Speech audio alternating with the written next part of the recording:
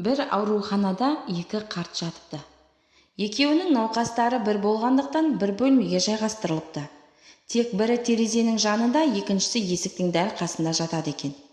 Терезе жанындағы қарт күн сайын есік тұсындағы қарияға сырттағы тыныс тіршілік туралы айтып отыратын. Бүгін теңіз бір қалыпты, аздап жел соғып тұр ғой деймін. Өйткені ана ұзақтағы кеменің желкені желбіреп тұр. Теңіз жағалауында шағалалар ұшып жүр. Осылайша күндер өте береді. Күндердің бірінде әлгі терезе жанындағы ақсақалдың жүрегі ұстап нашарлап қалады.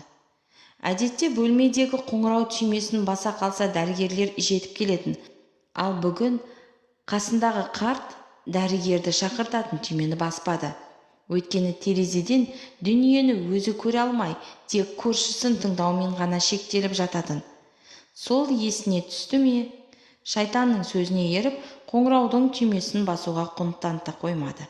Осылайша ол досын жазықсыздан жазықсыз өлімге қиды да жіберді. Келесі күні дәрігерлер есіктегі кісіні терезе жанындағы босаған орынға ауыстыратын болды. Осы күнге дейін тыңдауды ғана місе тұтқан адамның қуанышы қойнына сыймады. Енді табиғаттың сан қырлы нақыштарын өз көзімен көріп жататын болды.